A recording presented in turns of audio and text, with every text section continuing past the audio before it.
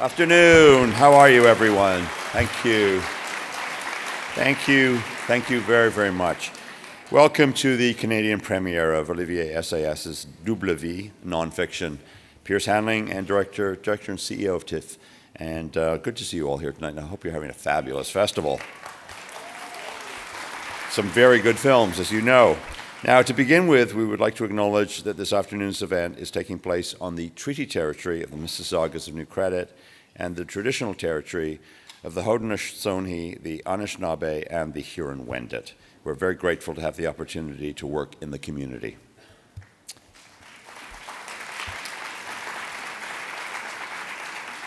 This film is eligible for the Girls People's Choice Award. Please vote, tiff.net/vote.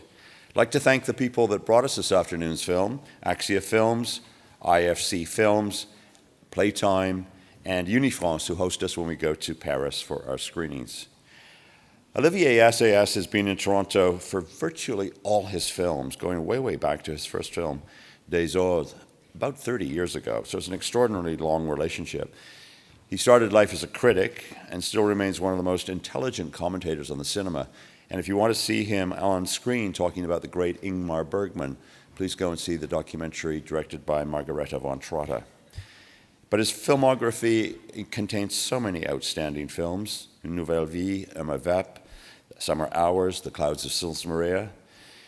Now, actually, I like the title, the French title, Double Vie, Double Lives, better than the English title, Nonfiction, because I think it describes the film more accurately. We all know what living a double life means emotionally, and Olivier stretches this out to also include our professional lives. Double Vie is placed firmly in the digital world. Indeed, it resonated with me so much. So many of the questions and conversations deal with what so many of us are experiencing daily. I thought this is one of the most intelligent and insightful explorations of the world in which we are today living. Please join me in welcoming Olivier Assayas.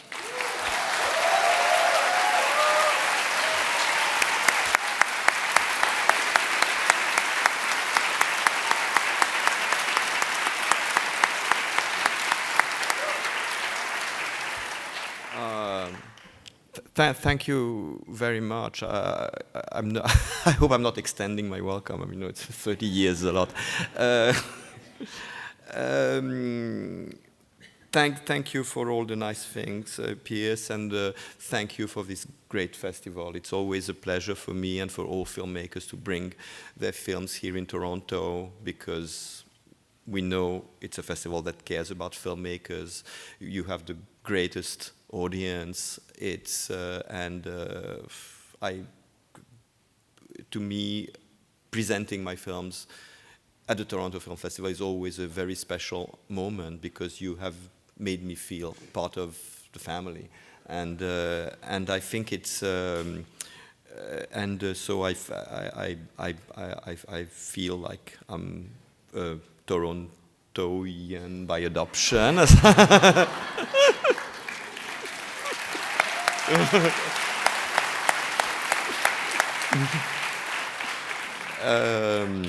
So it's also very intimidating, especially in this beautiful theater. I mean, it's one of my favorite, really. This is a bit different from other movies I made. I mean, it's always allowed to laugh at my films, but here I'm kind of encouraging it. It's sort of a comedy. It's sort of a film with sort of being sort of a comedy. I had a lot of fun writing it.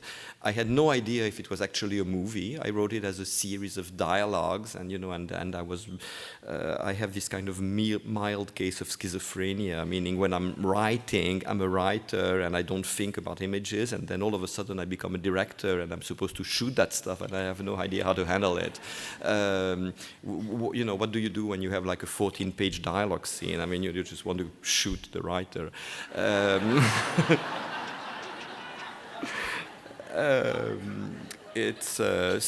It's been kind of challenging, but I was so happy with the cast. I mean, it was, I think, I had all the actors I wanted. I wanted Guillaume Canet to play the publisher. I wanted Juliette Binoche to play his wife. They were part of the film. And you know, the recent films I've been making, I kind of need to have Juliette somewhere in the mix because she has this she has such incredible freedom and imagination and zaniness, and it's contagious. She communicates it to the other actors, so they kind of, you know, she creates chaos, and I just love the notion of creating chaos on a set. And but I was so happy with Vincent Macaigne, with Nora Hamzaoui, with Christa Terre. It's all of them. It's the first time I work with them, and I hope it's certainly not the last.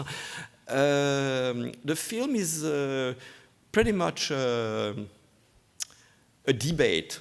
You know, it feels sometimes when I'm shooting it, I think, you know, I'm shooting both the film and the Q&A, but it's but still, you know, if you have some questions after the screening, I will be here to try to avoid them. Thank you very much. Hello, everyone. Thank you for staying for the Q&A. My name is Adam Cook. I'm Piers Handling's Programming Associate. Just a reminder before we begin, please raise your hands if you have a question. Speak as loudly and clearly as you can. I'll repeat it so everyone in the cinema can hear. Without further ado, please welcome back to the stage Olivier Assayas.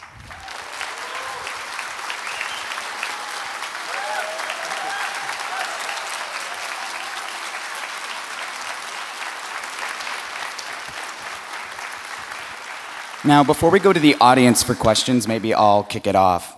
I'm interested in not just the subject you chose and why and the approach, but also it's interesting how it's almost an inversion of what you did with Personal Shopper, where you incorporated technology as a formal device. Here you have a film about living in a technological world, but you choose not to use that as an element in the film. Yeah, because the film is not so much about technology. It's about how the world changes around us, and you know, and in different times, the agent of change changes. For our generation, for our times, it's certainly digital technology, and it doesn't only affect, obviously, not the publishing world. It affects everybody's lives. But I did not want to. I'm not trying to make any kind of statement. Ultimately, I'm just kind of trying to describe the chaos we live in. I'm doing my best to do that. And as they move somewhat uneasily into this kind of virtual future, I think we all have a hard time dealing with the future, you know, because the future is something that contradicts our habits, it contradicts our values, it contradicts our way of thinking. So, you know, and there's some good in there, but there's also some bad, and we have to sort it out. That's what we constantly do. Well, I'm curious also to know why you chose to shoot the film on Super 16. I chose to shoot it in Super 16 because it's lighter, because it's very much an actor's film, and I wanted to, you know, to be close to the actors, to have this kind of energy you have with a small camera, which that you can move around easily. I absolutely did not think this could have been a digital film, and it was also for me a way of going back to movies that I made in the 90s, like Late August, Early September, Irma Vep, Cold Water. I mean, all those movies were shot in Super 16. It's a format I love. You know, it's a texture I love, and yes, it's the opposite of what we're getting used to. Meaning, you know, as the crispness, the sharpness of the digital image. I like this kind of haze of the film image, and specifically the Super 16. Well, you mentioned Late August, Early September, which is definitely a film I thought of when I saw this, but I don't know if you've ever so exclusively worked in comedy. I mean, this film's hilarious. The Michael Haneke joke is probably the joke of the year. Yeah, I hope he doesn't take it to. I hope he won't be too angry with me. I love him. You know, I admire him. I met him in Toronto actually ages ago when he was here with one of his very early films, and I also was here with one of her very early films. Yeah, I know. Questions from the audience. Yes, on the very side. I'm wondering why you picked comedy as a genre, because the tension between the development of technology sure.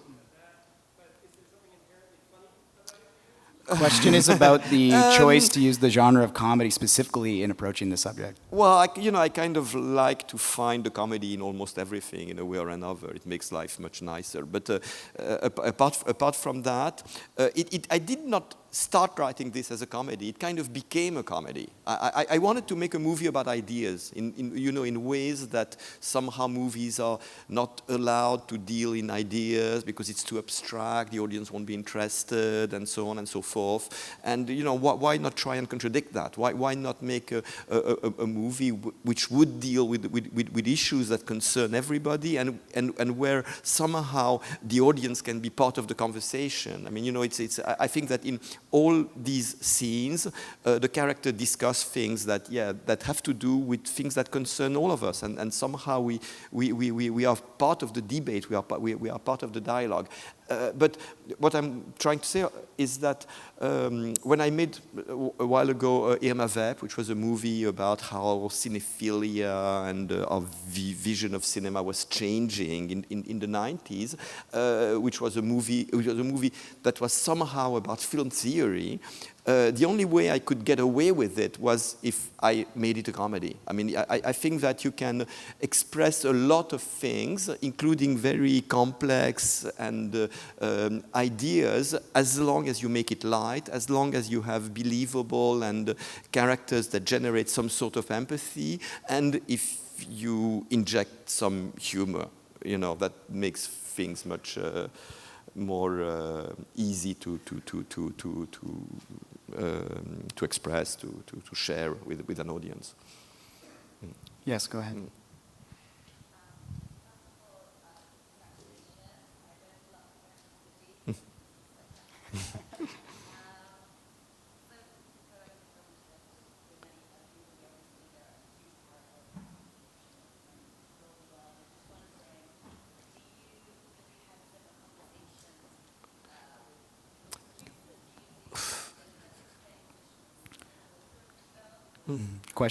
The question is about the parallel between the publishing world and the world of producing films, and if you feel like this relates to your own experience. I don't think that in cinema the transition is over, but it has certainly been going on for the last 20 years. I started making movies in the pre-digital age, and everything has been turned upside down. I mean, there's not one thing in the process of filmmaking that even remotely looks like, in terms of the technique, that remotely looks like the way movies were done in the when I made my first film. But I think that the whole society has been affected by the digital revolution. I mean, I think it's guys in construction, plumbers, whatever. They are affected in very deep ways in their jobs by what has been going on. So I don't think it is. Specific to the movie world, certainly not. But in terms of the conversations, I wanted somehow to reproduce. I wanted to make a movie where the barrier, the frontier between everyday life and cinema is the thinnest possible. So yes, I have had similar conversations, and I'm sure most of you have had similar conversations in a way or another, because it's things that affect us, on a very profound personal level. I think it's and it was even disturbing for me. Because I finished this movie like right before the summer, and I didn't screen it even to my friends. And during the summer, once in a while, I would find myself, with friends having dinner or having lunch or whatever, and chatting. And all of a sudden, they would come up with stuff that is actually in the film, and I didn't know even how to react to it. Because all of a sudden, I had the lines of the characters coming to my mouth, and I just. I think I saw another hand somewhere in the middle. No. Oh, go ahead.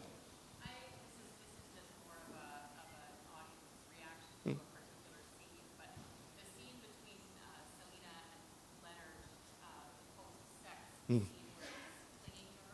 I thought it was fantastic because like he's clinging to hard books, like she's the hard book lover and all the symbolism of it. But you mentioned Juliette Binoche bringing so much of herself to work. I wonder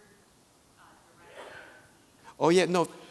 So the question was about directing the scene with Juliette Binoche and Vincent Macaigne, where he's clinging onto her as she's trying to get out of the bed. Thank you so much for asking that question. I mean, genuinely, thank you so, because it gives you the opportunity to give the credit to Juliette. Because when the day we were supposed to shoot that scene, so we came on a set, and I'm very shy. I'm a shy person, and even when I'm directing, I mean, especially when it comes to sex scenes. So just Juliette came to me and she said, "Oh, okay, Olivier. So how do you envision this scene?" Well, I say, she's covered, she's under her sheet, and she wakes up, and and the camera moves, but don't worry, we won't see much of you, and you move to the, and she kind of looks at me, but Olivier, come on, I mean, this is after sex, I mean, they are lovers, seriously, how do you plan to do it? This has to be physical. And I say, yeah, okay, Juliette, I'll try to come up with something. And I convinced Vincent to strip, which was a problem for him, like a major problem.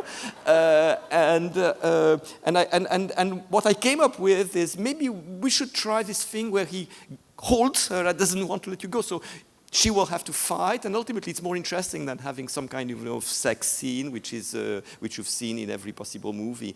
And then so I tried that. I went to Juliette, say, let's try that. What do you think? And she said, oh yeah, I love it. Let's do it. Let's try this. And then my cameraman came up and said, maybe we should try even for him to wear her fur coat and jump on her. Say, yeah, okay, yes, why not? And all of a sudden, this moment, which was this kind of tiny moment in the film, became something that became kind of central. It's kind of important. It's an important moment in the film, and even in the way the audience. So, and this is something that is entirely to Juliette's credit. Well, maybe this is a good opportunity to talk about the cast, because so much of the comedy comes from their performances. It's amazing to see Juliette Binoche in such a relaxed kind of role, but Vincent Macaigne is also, I think he kind of steals the show a little bit. It's the film gradually became kind of a comedy, and I was not so sure it was that much of a comedy, but I knew that I wanted to go in that direction, and so I realized that I had to cast actors who had that kind of streak. Guillaume is not exactly a comedy actor, even if he can be very funny, but he was there from the start. I knew I wanted him to play the publisher, but also I wanted Juliette to bring her own zaniness, her own, her own. What I love about Juliette is the way she kind of generates this sense of freedom around her, because she is incredibly free as an actress to try weird things, and and you can do as many takes as you want. It will never be the same. She will be trying stuff, even the craziest stuff, and sometimes it's off the mark. Sometimes it's just beyond whatever you could have expected, and she shares that with the other actors. So I know that having Juliette in a scene will generate some sort of crazy energy, so that's why I wanted for Léonard Vincent Macaigne, he's extremely funny. He's not a comedian.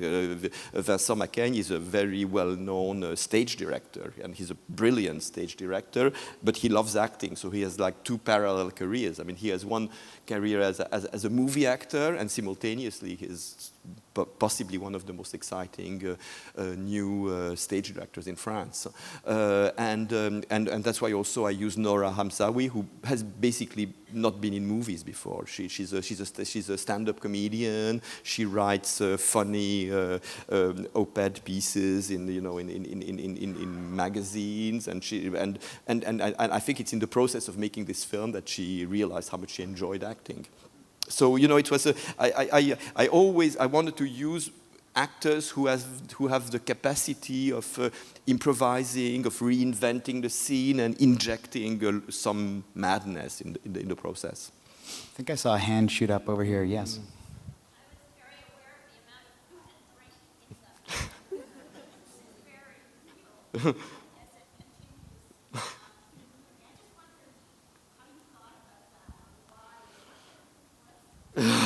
Question is about the use of food and drink in the film.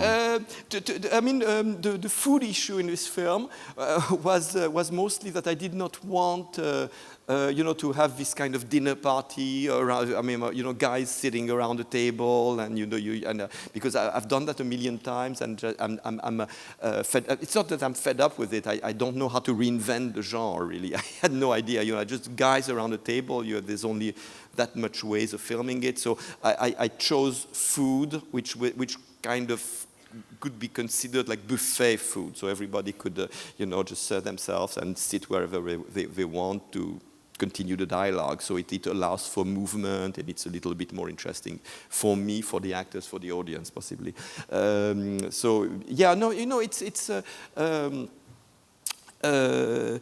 Most of this film was written as a series of dialogues. And when I was writing, often I had no idea where that dialogue would take place. And because they are very long scenes, sometimes I broke them down in 2 or 3 parts, like, they've been it's 4 pages or 5 pages of screenplay that they've been sitting in this office. Let's move and go somewhere else. So where can they go? To a restaurant, to a bar, to whatever.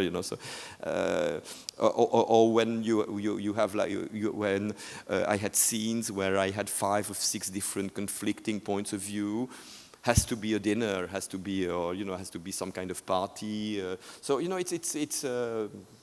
the way the film took shape. But I wanted, again, to have something like physical, something sensual. I needed, that's also why the post-sex scene was so important. That's why I wanted to see the bodies of the actors, and I wanted food and drink to be involved, to bring life into this movie that was so much about ideas. More questions? Yes. Thank you for a very, very clever, very dense film. There was an awful lot to think about. Just a simple question: who came up with the Juliette Binoche line at the end? Who came up with the Juliette Binoche line at the end? I did. But it's so funny, because when Juliette read the screenplay, she called me back. I say, yeah, sure, I love it. I want to do it. And there is this Juliette Binoche line at the end. I thought when I was turning the pages, I was hearing your laugh. When I was hearing you laugh as you were writing, which is true. I laughed when I was writing, when I came up with the idea. Yeah. Well, unfortunately, that's all the time we have. Thank you so much, Olivier. Thank you very much for coming.